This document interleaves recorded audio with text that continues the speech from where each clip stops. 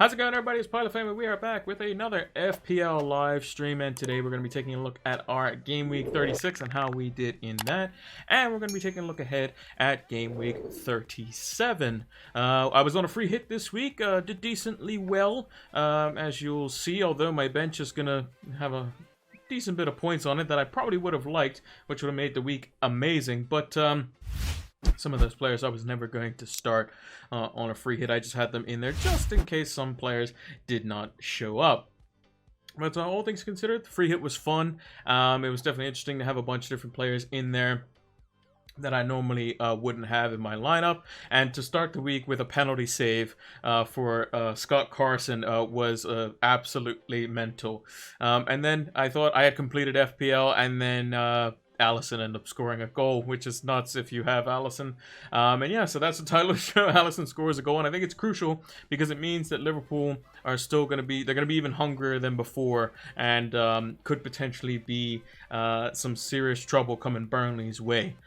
So I have a lot of injuries in my team as well, some players that need to go, and we only have one free transfer this week, so we're going to be navigating that. And we'll be taking a look at the things that we normally do, our predictions as we do every week, and how we did in our predictions and differential picks for last week, and then, like I said, the transfer plans at the end. So without further ado, let's get into it. All right, so 55 points on the board. We captained Mane this week. Salah was actually, I think he was like 89% effective ownership at my rank, which was good, which means we got a small green arrow if he did score, which he did. Obviously, captaining him would have been the best in the lineup. And as you can see, Meslier and Carson getting same number of points. Would have liked Strauch 6 points over Diaz, but it definitely liked Mitchell's 13. But I was never going to play these two. They were just in there for filler.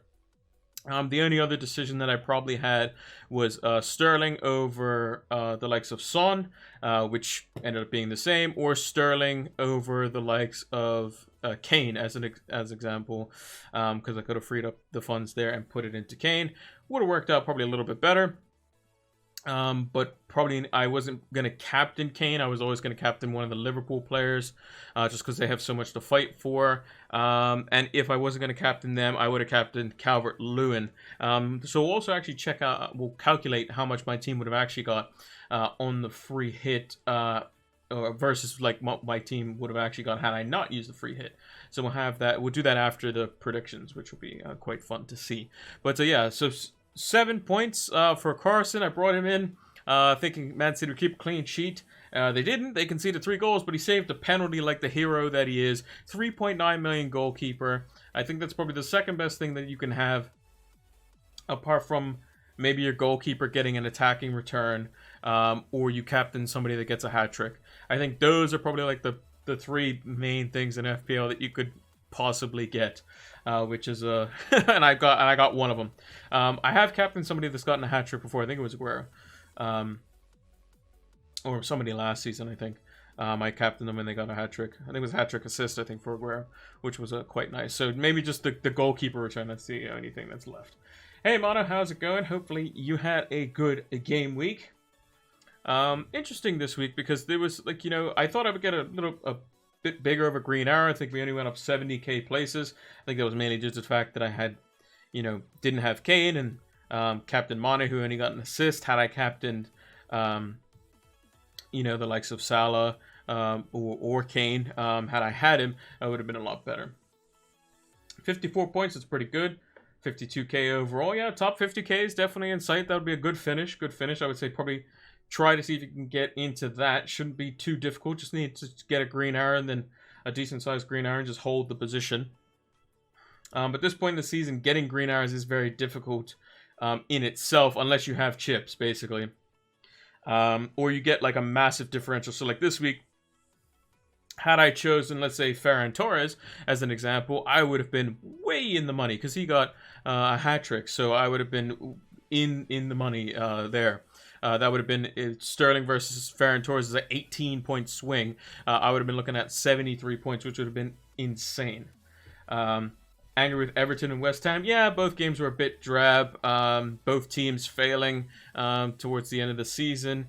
And, you know, having 2 Everton players in my team and they're going up against Wolves at home, again, I'm not feeling comfortable about that. Maybe we do play them versus Man City in Gameweek 38 because they're away from home. So we'll see on that one.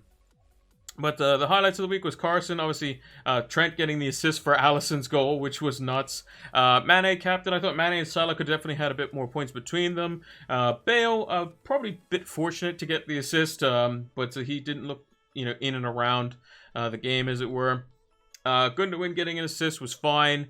You know, it wasn't too bad overall. Mitchell, 13 points. I was never going to play Mitchell. He was just there because I was allowing for funds and I knew he would start. Yeah, he got a goal assist. Would I have liked all 3 of my City players not to play and then all the players come off my bench? Of course. But I'm never going to say here and be like, oh, I wish I had Mitchell, Captain Hindsight and all that. That was never going to happen. Never, ever going to happen. And the thing is, I figured that Aston Villa would score versus Palace, but you can't expect a 3.9 million defender, 3.8 million defender, however much he is, to go out there and get a goal and assist, his first goal as well. Mind you, his cross for Benteke was basically picturesque. It's exactly what you want out of a cross to Benteke. Maybe Benteke could have been somebody that was probably a little bit better. You know. It's interesting. There's been a lot of 50-50s I've had this season, and it could have been like if I add up those 50-50s, and we could potentially look at them towards the end of the season, and if I can remember some of them, then we can see kind of what the point swing would have been, which is a bit crazy. Because I know I've had a couple of them. I think one of them was Mason Greenwood at one point. One of them was. I think it was Sterling versus somebody at one point, or De Bruyne. I think it was Fernandez, and I got burnt for it too. Villa's gone so bad. Yeah, I mean they need Grealish in the team starting like yesterday, but they'll get him back next season. So, but he has this reoccurring shin problem, which is a bit worrying for him and his Euros spot. But with the 26-man roster, I'm pretty sure he goes. Yeah, the midfield did all the damage pretty much. I mean, he had a penalty save from Carson, which was fantastic to see. But the Everton was probably the most disappointing. You know, last game of the week, expecting to, you know, get a goal from Calvert-Lewin, clean sheet from both my defenders. Like that type of point swing could have been. Let's say Calvert-Lewin gets a goal, 2 bonus points. You're looking at additional 6, additional 4 each from Digne and Godfrey. That's, you know, an additional 14. I'll be looking at 69 points plus whatever bonus the defenders got too. So pretty looking at 70 plus, and I'd be looking at a really big green arrow. Could have been maybe close to the top 500k, which would be nice to see, to be honest. But yeah. What would you do with Jota? It depends on what transfers you have. It depends on what fires you have to put out, personally. For me, I'll show you what I have to do because I have him in my team. The Ramsdale double save. Yeah, I mean, I don't know how Calvert-Lewin doesn't score. Calvert-Lewin scores, the game's probably a bit different, personally. Actually, let's take a look at what my team would have scored. So I got 55 on the free hit. So we'll note that we'll note that down in the back of our minds. Martinez, I think, ended up with 1 or 2. He ended up with 2. Okay, so I'm gonna add that on the calculator on the side. Maguire, Shaw, and Fernandez wouldn't have played. So I would have had Digne's 2. I would have had Salah's 10. I would have had Ward-Prowse, I think, got 6. Yeah, he got 6.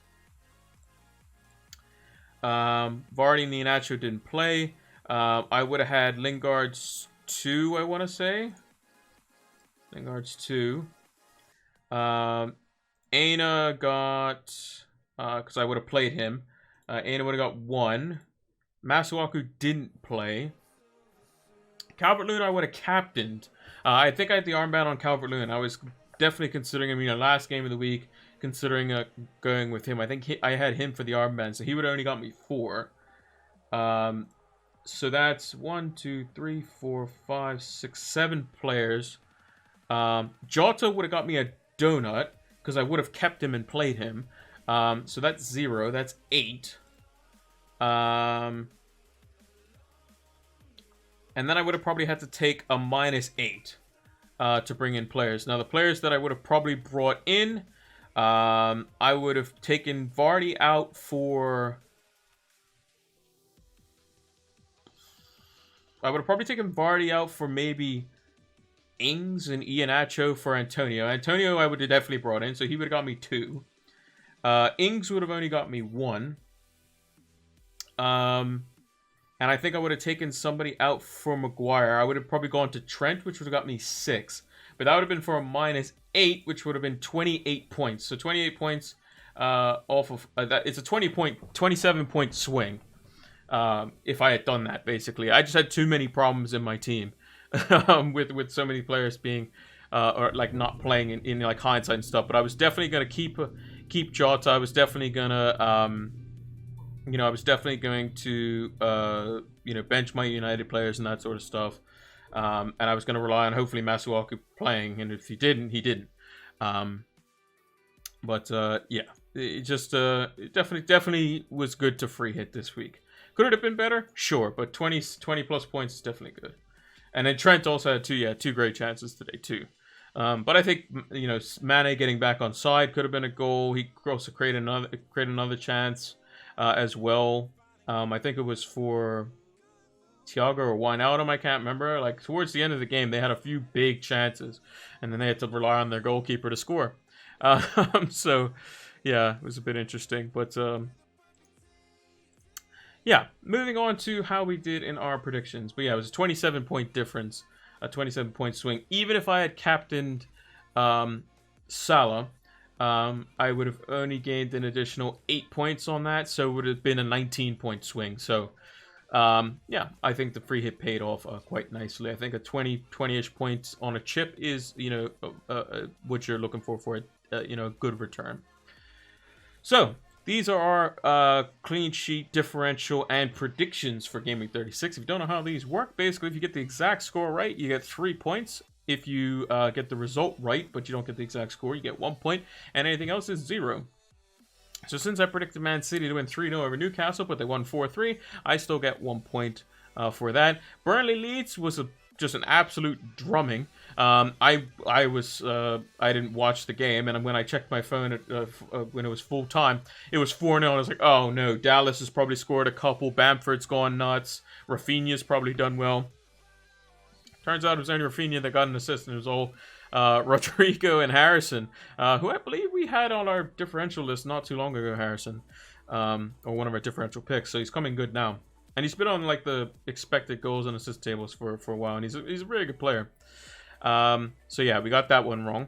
Southampton, we predicted 2-0 over Fulham. They ended up winning by a 2-goal margin, but it was 3-1, so we got 1 point for that. Brighton West Ham was 1-1. I predicted 2-0, so that one we got wrong. Villa Crystal Palace, we predicted 2-1 for Villa, but they've seemed to have gone downhill, and Crystal Palace are playing a lot more freely. So maybe they make some, a couple of good defensive acquisitions in terms of like whether it be in midfield to replace Milivojevic, who's getting up in age, and some of the players that are leaving the club in defense, and then they can potentially have a good team. And have a good attacking unit as it stands. So yeah, didn't get that one right. Spurs, we predicted 2-1. It ended up being 2-0, so we get 1 point for that.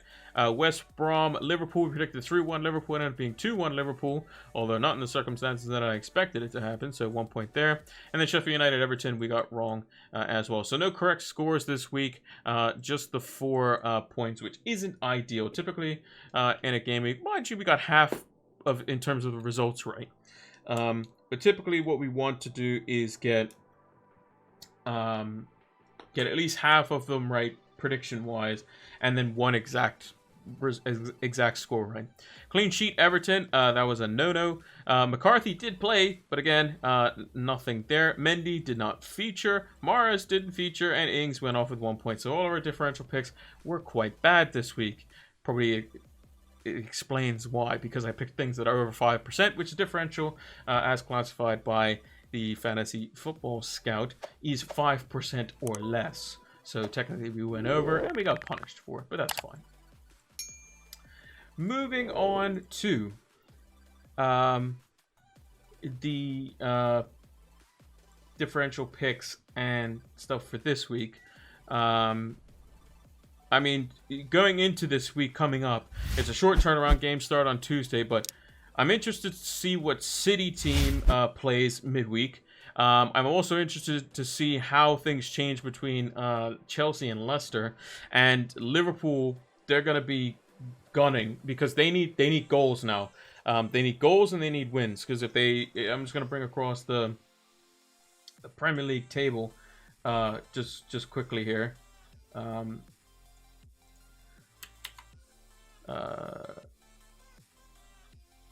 If I can just bring that across. So if you look at Liverpool here, you see that they're on 63 points and they have a 21 goal difference. So what they need, and it's very similar. So if they score more goals and they get wins, they should be a good to go, basically. So they're going to be looking to score goals if they can, because I think it's definitely worth their while. Hey Zaka, how's it going? Haven't seen you in a while. Maybe you've been busy increasing your FPL rank while mine was dropping. Hope you had a good game week and hope you're doing well. All right, moving on to predictions for this week.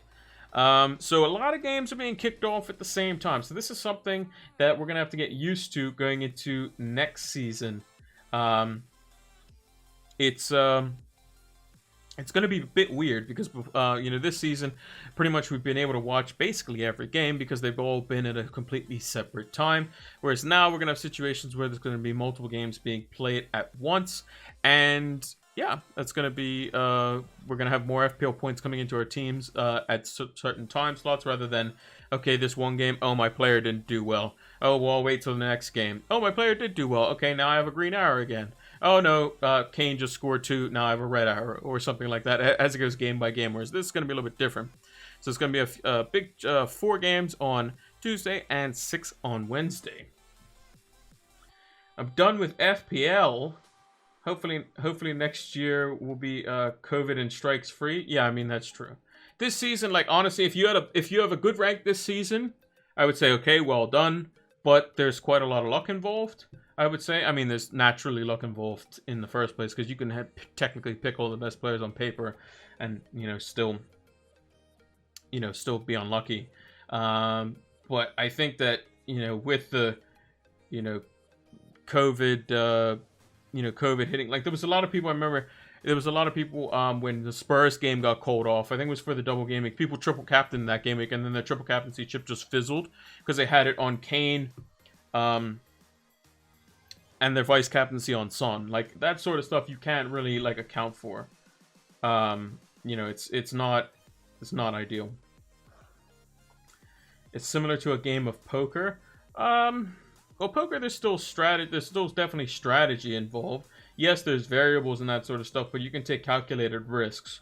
In FPL, you could take a calculated risk and then all of a sudden, oh, like today, Jota just all of a sudden oh yeah, he's done for the season. Well, why wasn't this told in our press conference? Or why wasn't this, told to the media? You're up against West Brom. What do you think? Sam Allardyce is going to do something next level because you have Jota not in your team or you're hiding him from him? Not really. I think managers have been a bit more kind of like cards close to their chest because they don't have, the home stadium crowd backing them, and they don't have all these other factors which allow them to basically put a fear factor on the enemy team if they're coming to their ground and that sort of stuff. Or, I mean, some managers will be a bit kind of holding their cards close to the chest, like Nuno Espirito Santo of Wolves. He always says like, oh yeah, we have a few problems. But what are those problems, Nuno? Oh, we just have a few problems. On who is the question. And FPL managers don't like that. They like certainty. I was 209th overall. Was going to do... I don't know who those players are. My phone froze. Press the screen everywhere on my screen. Activated my wildcard. Yeah, that doesn't sound very good. But yeah, I think FPL this season, like me last season, I had like it was like my first like season, as it were. This was like my first season doing content and looking at stats on a heavy level. But I've been, as we'll see at the end of the end of season review, been very lucky with some 50-50s and that sort of stuff. And it's come down to just like fixture rescheduling, players getting randomly injured, 50-50s on bench calls, because you've had to have more players on your bench because of the fact that if, there's a game called off due to COVID or a strike or whatever, you've had to have more bench players or more players that could come off the bench if you need them. And also just some just bad decisions as well mixed in there. So like I went Ayling over Dallas at one point. And if you go back and check my videos at the beginning of the season, Dallas was on one of my videos where I'm like, this guy's going to be good. So, and he could be playing, depending on what injuries Leeds get, could be playing in the midfield or on the flank. So, and I didn't follow that advice. So, but yeah. Anyway, we move on.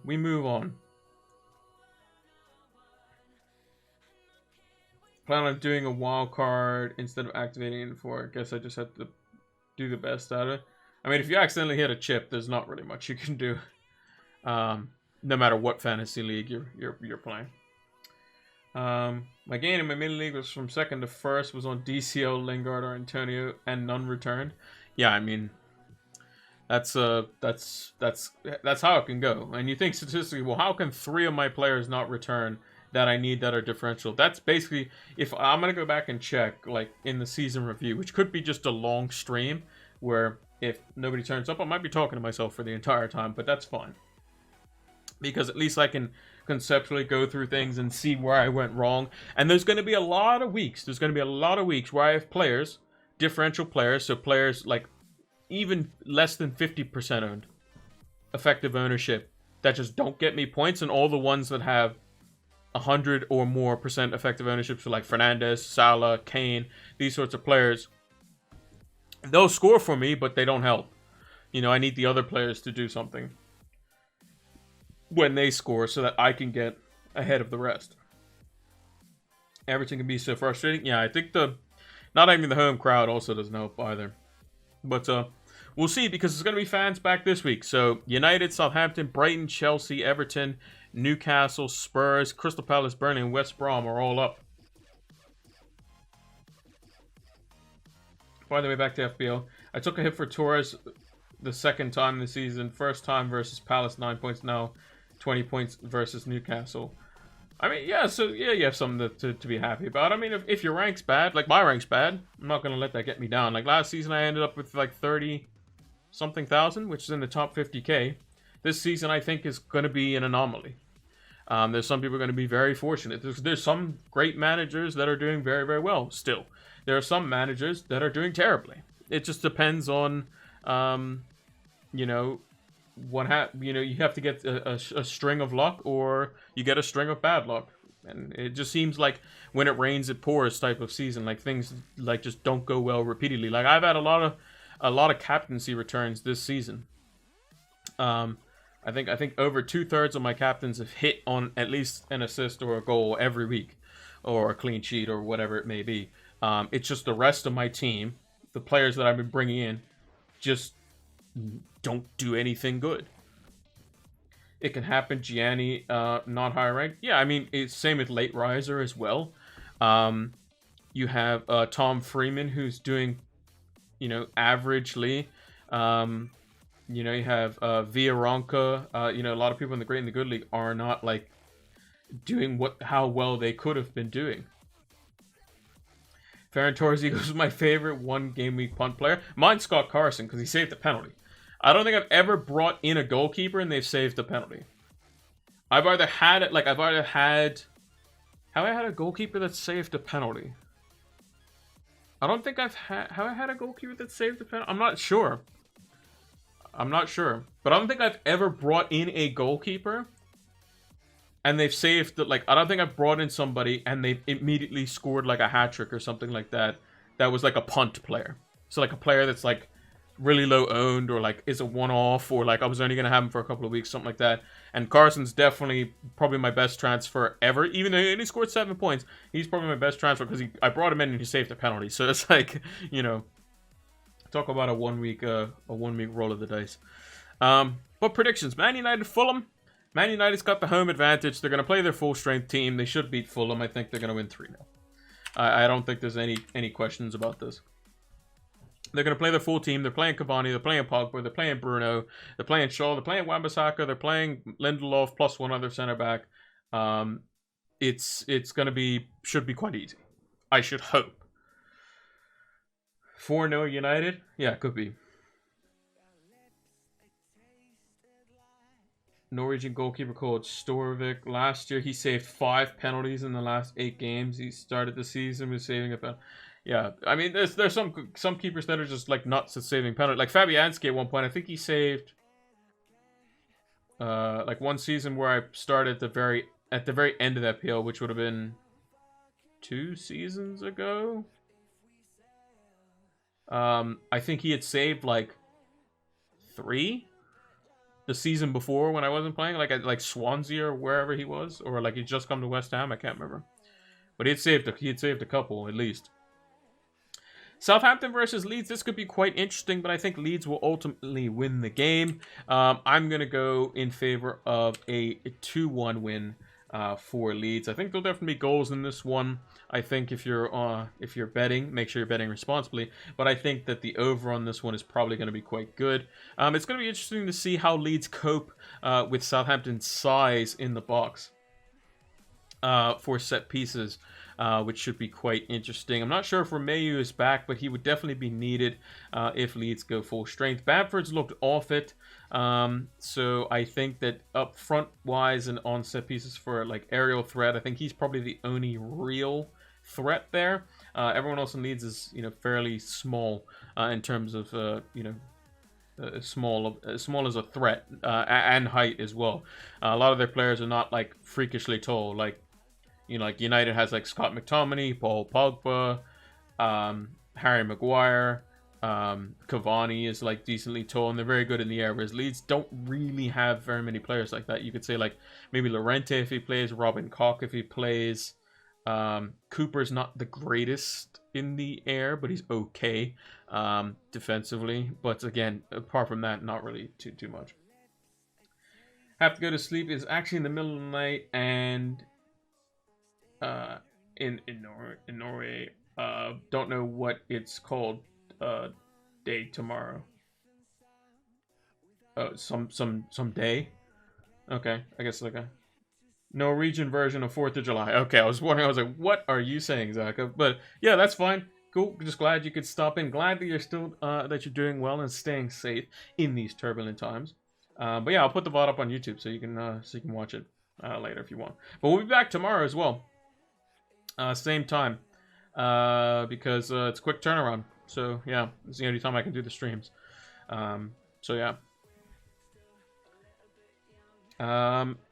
Next up, we have City versus Brighton. I think it's going to be pretty straightforward again for City. Brighton, I mean, City, I don't think City can play, like, realistically, what type of team can City play? Can they play a really rotated team again?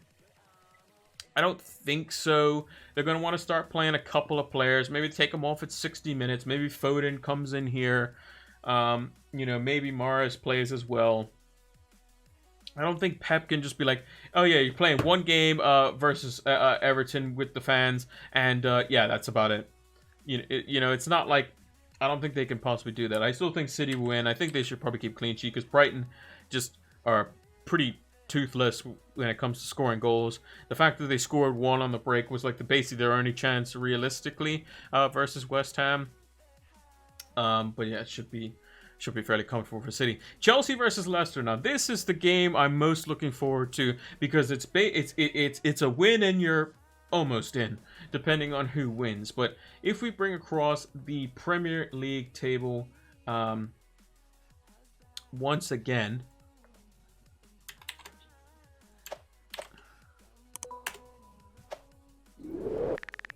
if we bring across the Premier League table here, so we can see here. So if we look at the top, if Chelsea win, they go to 67 points, which will put Leicester on 66 points. Let's assume that Liverpool, if we assume that Liverpool wins out, Liverpool will end on 69 points. So Chelsea have to, assuming Liverpool wins their next 2 games, which are both definitely winnable, Chelsea has to win out. They have to win both their games. They have to. If Leicester lose versus Chelsea, they still have a chance because obviously they can win versus Spurs, and then it comes down to goal difference between them and Liverpool because they'll be on equal number of points. But Chelsea's probably in the most difficult situation because they have to play versus Leicester. A draw isn't good enough. A win is the only thing they can get. If they lose, they're in trouble. They're going to be in 5th probably because I don't see Burnley beating Liverpool. I just don't see it happening. I don't see it happening. Leicester, they can go play versus Chelsea. They can go play versus Chelsea. They can get a draw. They're happy with a draw. They get a draw. They're on 67 points. Liverpool's on 66. And then all they have to do is get a draw or a win, and then depending on the goal difference, determines whether determines whether or not they stay in the top 4. And if Liverpool drops points at any point, they're basically in trouble. Spurs, as it stands now, can still technically get top 4. Their only situation is they have to win versus I think they play Villa next. They then have to beat Leicester on the final day, which will put them at 65 points. Chelsea would have to lose to Leicester and lose to Villa, and Liverpool would have to lose one, draw one, or lose both, which I don't see happening. So Spurs still has a very outside chance. Same with West Ham, but West Ham's goal difference is very bad, which is unfortunate for them. What's the goal difference? It's right here in this column here. So Leicester's is currently 21, Chelsea's is 22, Liverpool's is 21. Now, the situation I would like to see, this will be a lot of fun. I think this will be a lot of fun. Liverpool wins. They go on 66 points. Chelsea wins. They're on 67 points. And Leicester draws or Leicester loses, they'll be on 66 points. But Liverpool only wins by a small margin. And then it comes down to the last day where it depends on like goal difference and that sort of stuff, but all 3 teams needing a win. I think that would be cool.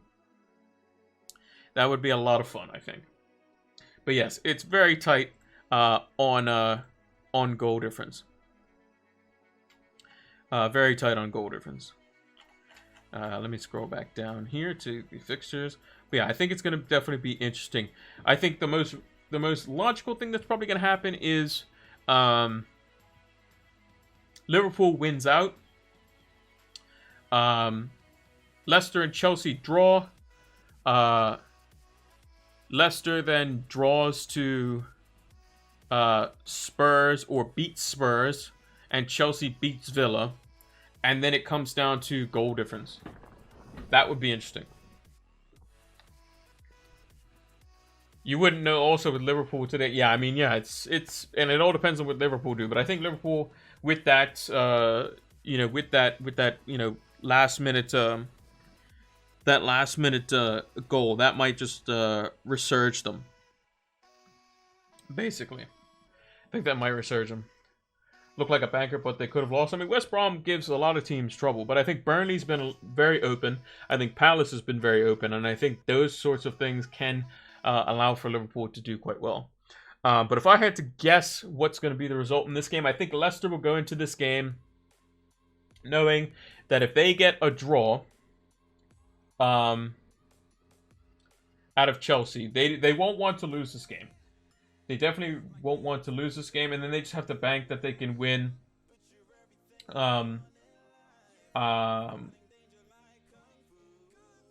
They just don't want to lose, because if they don't lose, then they're still in a good situation. So I think, knowing that, I think it's going to be 1-1. Now there is a situation where basically Leicester, if they win, they're top 4 guaranteed. Leicester get 3 points, they're in, because they'll be on 69 points with 1 game left, and Chelsea will only have 1 game left, and the most they can get is 67, so they can't be caught. And nobody down below them can be caught. Like, at worst, Leicester comes 4th. Cool. Chelsea win makes it interesting. But I think Leicester will probably want to at least get a draw. I think is fine for them. They'll want the win, but they don't want to lose. They definitely don't want to lose. It's a good time to own these players for fighting. Yeah, me personally, I think I'm considering making only 1 transfer and just playing my Leicester forwards. Like playing Vardy, playing Iheanacho. A lot of people getting rid of them. I'm potentially going to keep them. And then maybe get rid of Vardy for Aguero on the final day. But that's for another day. Everton versus Wolves. I mean, surely Everton win this one. Wolves are not very good. I'm going to go 2-1. I'm just going to go 2-1. Maybe they break the curse at home or something. I don't see Wolves beating Everton. It's not possible. Wolves are just, like, they're really bad. Like, really bad. Newcastle versus Sheffield United. I think Newcastle could do quite well here. Do Newcastle keep a clean sheet? Probably. I don't see Sheffield United scoring, versus them. I think they're going to be a little more defensively disciplined than Everton were. Everton were just all over the place, and it showed with the halftime substitution that Ancelotti was not happy. And they haven't been very disciplined defensively all season, Everton. They've been very weak, whereas Newcastle's like slowly come under, having the ability to be solid defensively. And I think Newcastle may nick it. I'm gonna go 1-0. You've gone 1-0 for Everton Wolves and 0-0 with Newcastle Sheffield United. I mean, I know is also possible as well. Spurs versus Aston Villa. Now this one's quite interesting because Villa have been bad, but Spurs haven't been playing haven't been great either. But Jack Grealish could make things a bit interesting. I still think Spurs pull it out, and I think they get the victory and they get 2-1, which would put them on 62 points. Liverpool would go up to 66 if they won, which would make it so basically if Liverpool win versus Burnley, Spurs cannot get top 4.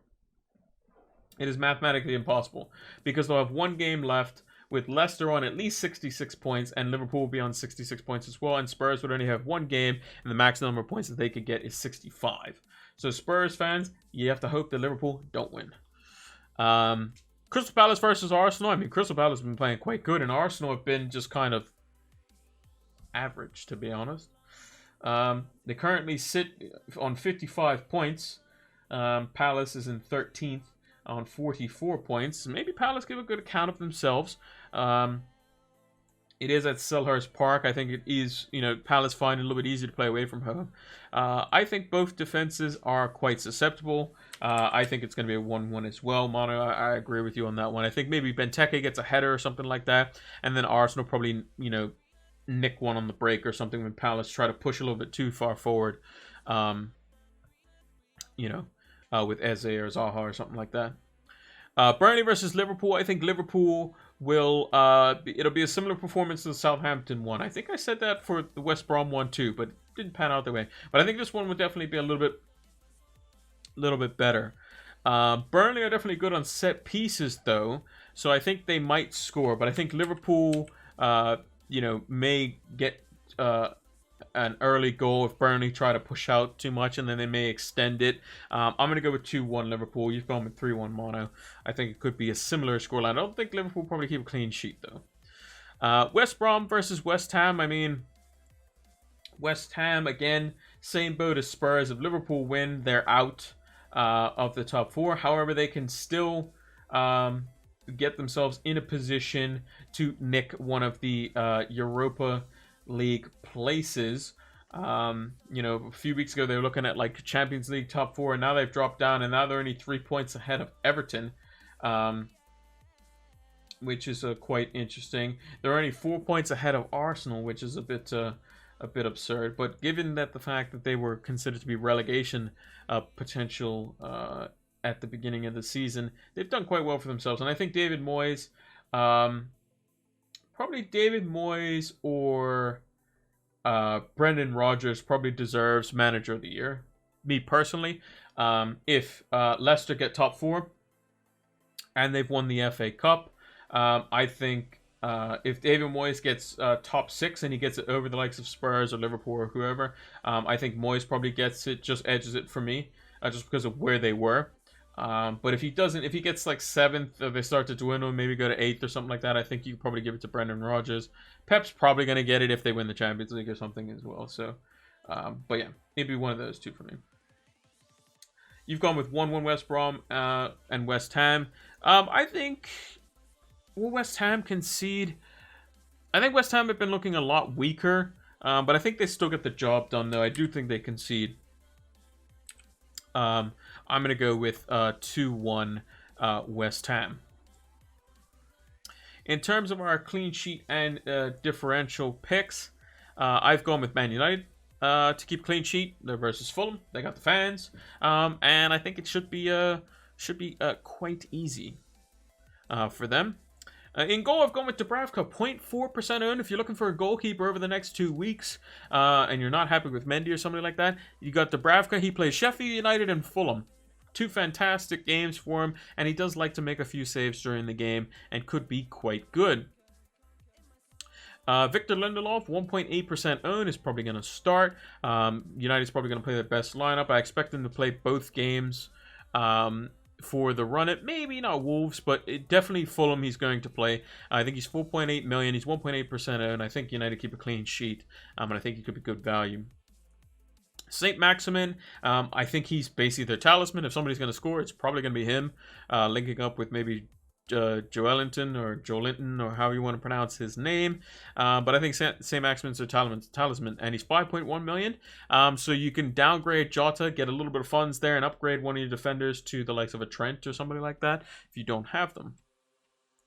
And then in forward, I've gone with Firmino, and the reason I've gone with Firmino is because he's been looking better in terms of his, on set pieces. Burnley usually pride themselves on set pieces, but if, Pope's still out and Burnley looking a bit shaky on those, Firmino can maybe be a differential pick. 3.9% could be quite interesting. If you have, there's maybe a downgrade from Vardy to Firmino for the last 2 could be quite interesting. And Firmino with the fans back, he's going to be a lot better, I think. I think he's like a lot of players have looked a lot worse than what they have been from previous seasons without the fans there, and they kind of thrive off that energy. So yeah, that's our clean sheet and differential picks for the week. Who do you think will get Player of the Year? Well, we can actually discuss that. I'm gonna say roll by roll. I'm gonna go with each one. I would say roll by roll, and then I'll probably pick my Player of the Year overall. So in goal, Emi Martinez for me. I think he is somebody who, once Jack Grealish went down, he was the reason why they were kept in some of the games that they were. He was also the reason why they won some of the games they did, even when Jack Grealish was in the team. I think he's been arguably signing of the season. And I think that Arsenal made a big mistake getting rid of Martinez versus Leno. Martinez has showed his quality. I don't think there's very many goalkeepers better than him in the league. I think there's arguments to say, obviously, Alisson did score a goal today, so that kind of helps his case a little bit. But I think for the likes of Alisson, who has made some mistakes this season, United have been flip-flopping with their 2 goalkeepers. Ederson doesn't save very many. Yes, they've kept a lot of clean sheets, but that's been down to their defense, not necessarily Ederson himself. I think Martinez is a fantastic goalkeeper. His distribution is great. He's very commanding on crosses. He's an excellent shot stopper. He knows how to play the ball out from the back. And I think he's fantastic. I think he's been, like I said, arguably signing this season. So I would put him as my goalkeeper of the year. In defense, I think the best defender this season has been by and far Ruben Diaz. He's transformed City's defense. He literally looks like a younger Portuguese version of kind of Vidic, in a sense, how he used to play for Man United, where he kind of just puts his body on the line for everything. And is very commanding from the back, except he's got a little bit more grace when he's on the ball, and is very good from set pieces as well. So I think he definitely nails it for me in defense. In midfield, I think there's no question here. I think it's Bruno Fernandes in midfield. I don't even think it's even close, personally. Salah's done well this season, but I think Bruno has basically made United a second-place team, mostly on his lonesome.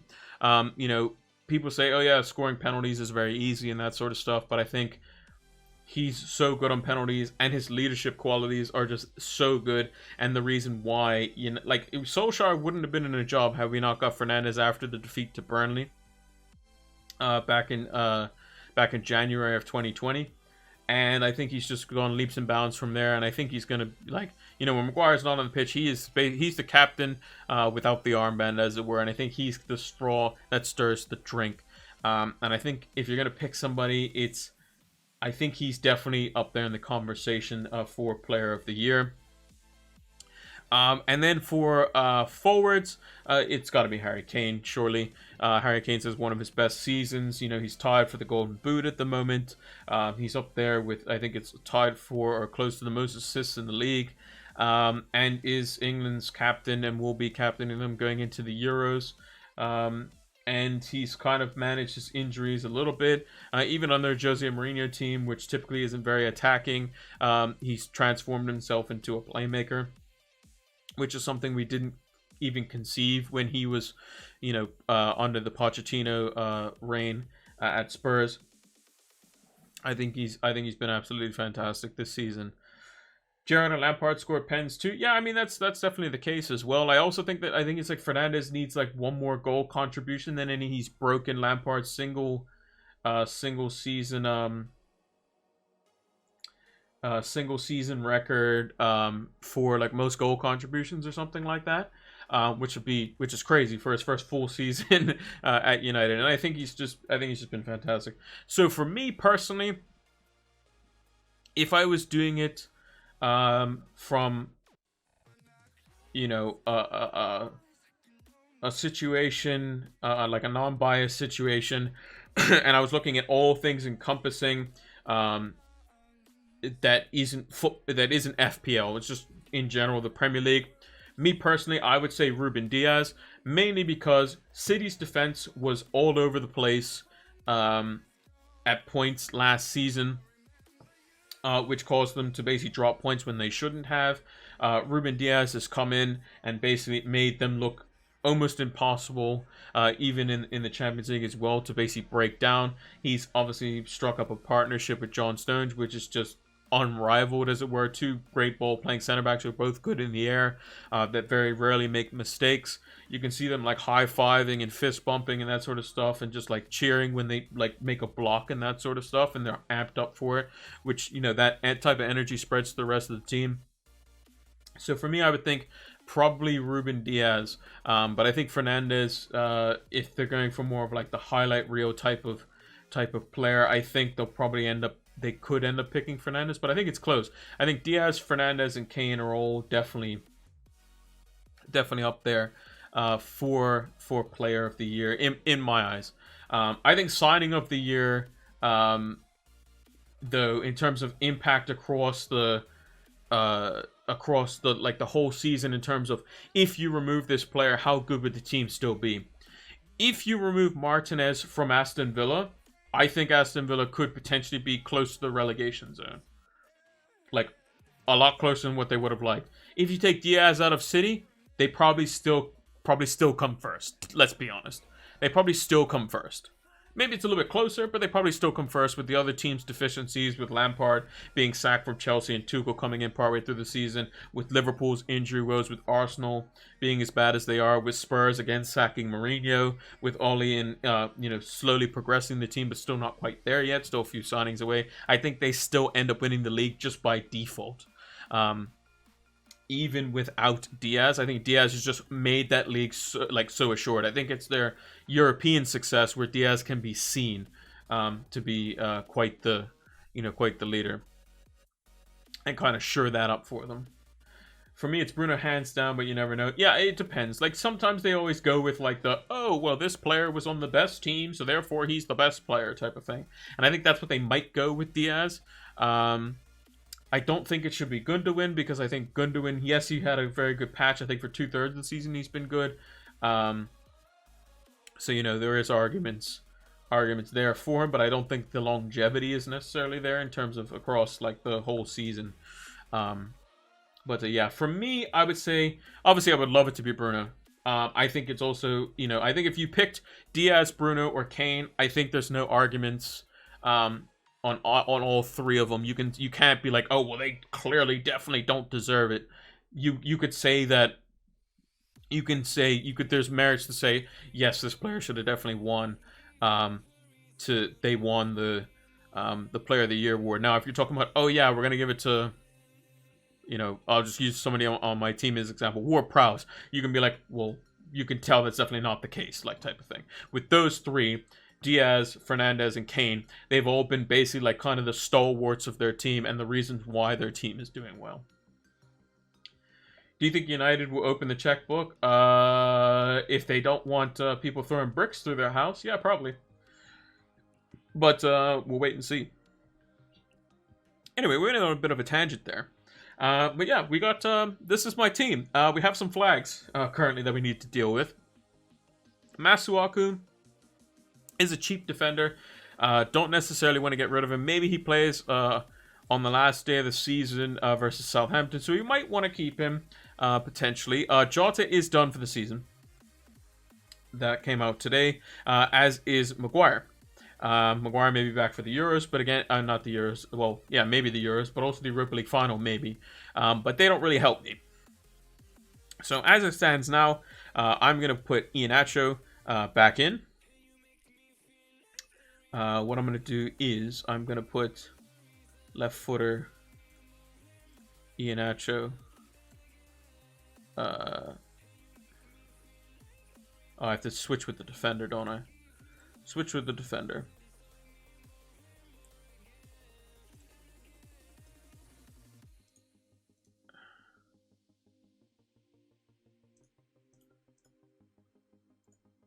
There we go. Iheanacho left foot on the left wing because we're looking at the team. Obviously, Aina will come in as our only sub at the moment. And then we, like I said, we still have Masuaku as a problem. So we can either do one of two things. We can fix Maguire, who's a defender in our team, who's flagged, and because we don't want to play Aina versus United, who might not even start anyway. And we can shore up the fact that if Masuaku doesn't play, we still at least have a full 11. Maybe we take the hit just to be sure, but I think we can guarantee Iheanacho starts, Calvert-Lewin starts, Vardy starts, Lingard, Ward-Prowse, Fernandes, Salah, Shaw, Digne, and Martinez all start. So what are our options here? Well, if we look at our transfer, so if we get rid of Maguire, we have 7.2 million available. Now that's just a little bit short of Trent Alexander-Arnold, who has been doing quite well. And ideally, I would like him to be in our team. But that would require a hit, and that's probably not something I'm looking to do at the moment. It's probably not something I'm looking to do at the moment because those hits would have to pay off before the end of the season. Rafinha is probably the safe pick for Jota, but not for my mini league. Would you recommend Harrison, next best or better from another team? So if you're looking for a punt, like I said, like as we mentioned in our differentials, St. Maximin could be one. I think another punt would be, potentially like a Foden this week, because he's not gonna not play Foden and Mahrez like the whole time. He's definitely going to play them at some point, and if there's any inclination that they may play, they could be a punt. But again, they're only probably playing 1 week, so grand scheme of things, probably Harrison, but also Mason Greenwood. is probably an easy upgrade from Jota. I think Mason Greenwood 7.2. Yeah, Mason Greenwood 7.2. I could easily go from Jota to Greenwood if I wanted to for a hit. But is Greenwood going to play both games? I don't think it really matters too much, but they are versus Fulham. So maybe Greenwood pays his hit back almost immediately. So that is something I'm definitely considering. So if I go Jota to Greenwood, I then have 6.9 million to make up for a defender. Now I can't get a United player because I already have 3. I could get a Liverpool defender, but the only ones I could potentially look at is Phillips, because all the other defenders that play that I would potentially want, like Robertson or Trent, are too expensive, so we can't really go there. But like something that potentially intrigues me for the remainder of the season is to go, I can get Dallas as an example. Dallas is somebody that I've liked. I haven't had him basically all season.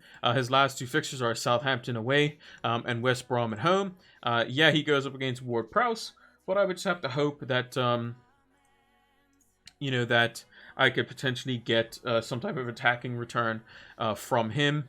With the whole squad, I think the whole squad is fully fit. So if we look at Leeds here, so they'll play Meslier in goal. Ayling will play at right back. They'll have he's been playing Struijk at center back, which is interesting. But Calvin Phillips comes in defensive midfield role. Rafinha will be on one side, Harrison on the other. If he keeps playing Alioski at left back, then you'll have a situation where the likes of Dallas will play in central midfield alongside the likes of Click. If he doesn't play at left back, then Dallas will go back to left back, and then he'll go with maybe Click and Roberts potentially in midfield, or maybe even a Shackleton. But I think Dallas, he's liking Alioski at left back, even though he can get subbed from time to time.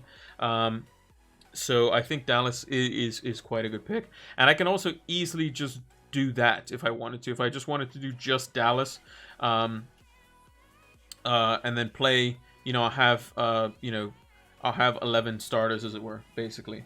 I don't have any, money issues there in terms of, having to do it in early transfer because I'll be 0.1 short or something. I have plenty of money in the bank. And basically my lineup would be Martinez would play, he plays, Spurs this week? Yeah, Martinez would play Spurs away. Dino would play Wolves at home. Shaw would play Fulham at home. Dallas would play Southampton away. Salah would play Burnley away. Yeah, Burnley away. Lingard plays West Brom away. Fernandes would play Fulham at home. Ward-Prowse would play Leeds at home. Calvert-Lewin would play Wolves at home. And then Vardy and Iheanacho would play Chelsea away. And then on the last day of the season, I'll just do whatever I feel like doing, basically. If I want to go the Aguero route, or I feel like Kane is looking for the golden boot in the final season, maybe I go for Kane. Or maybe I just go for a nostalgia pick. Who knows? But I think that's probably the most likely route that I'll go, is just the move to Dallas and just go from there.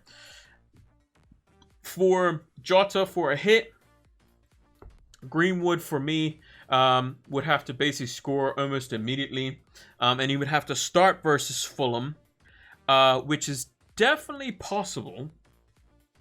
But it being the home fans and that sort of stuff, maybe Ollie goes a bit strong. Maybe he goes with like a Fred and Pogba pivot with Rashford on the right, Mason on the Rashford on the left, Mason on the right, Bruno in the 10, and Cavani up top. Maybe he goes for something like that. I can definitely see that happening. It is Fulham at home, and then he goes with his back four, and then Henderson or whoever in goal. That's possible. If there's any inclination of that, we'll definitely know some potential team news, maybe, because the deadline, the first games are Southampton versus Leeds and United versus Fulham. So that would be interesting to see if I can get any news early. And then maybe I go for the hit because I know that Jota's not going to play. But it would mean that I would have to sacrifice one of my two attackers going against Chelsea, whether that be Iheanacho or Vardy. And I think that would be quite hard to do. Or I would have to sacrifice Ward-Prowse, which I could potentially still do as well. The last time these two teams played each other, let's see, what did they do versus Leeds last time? So Leeds, the last time Leeds played Southampton, they got smacked. So maybe that is something that I want to potentially go for. Ward-Prowse, I brought him in last week. He didn't do anything for me, but he got an assist and a bonus point. While I didn't have him in my team, so maybe we'll see how it goes this over these next this next day or two to see what the news kind of comes out, if there's any other injuries or maybe possible lineup news and that sort of stuff. But almost certainly what we'll do is I'll put Maguire because Dallas will just go straight in there. Masuaku will just put ahead, put Ana ahead. And save the team just like that. Because if I do a straight swap, what I'll do it even one step better. I'll take out Ward-Prowse. I'll put Ward-Prowse first sub, and I'll save it like that. So if I do transfer in Mason Greenwood, he'll go straight in for Jota, and if I do transfer in Dallas, he'll go straight in for Maguire, because those will be the direct swaps. And that's basically what I'll go for. Is it worrying that I only have, let's say, one Liverpool going into the final game of the season? Yeah, potentially, but maybe they don't keep a clean sheet, and Salah tends to be getting most of the points anyway, for the most part. But we'll see. We will see going into the final games of the season. Mane, obviously, a bit too expensive for my liking, and obviously Fernandes playing this week, I think he's the obvious captaincy shout. Maybe Kane versus Villa, but I think Fernandes is probably the one to go for. Maybe I captain Greenwood if I think he's going to start. Maybe I go for Greenwood, but I think ideally it's going to be Bruno Fernandes in this case.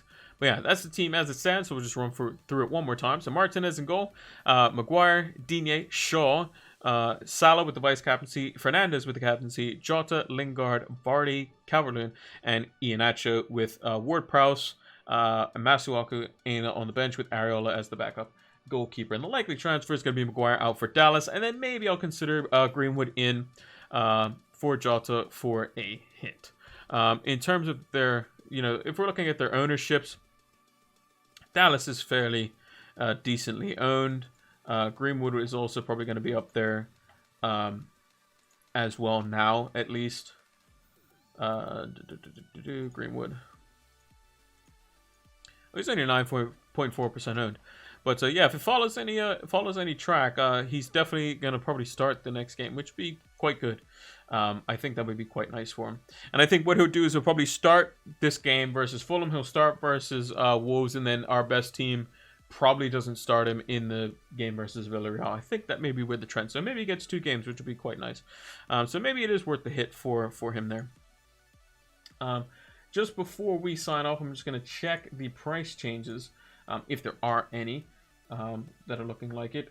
Phillips from Liverpool, the defender, looks like he could potentially be going up in price. With Godfrey, Wan-Bissaka, Robertson, Eze, Coleman, Keane, all quite close. And then going down potentially is Madison, Watkins, Odegaard, Martinez, the goalkeeper, and Peters from Burnley, with Milner, Ings, Ceballos, and a couple others that are quite close. But again, those are all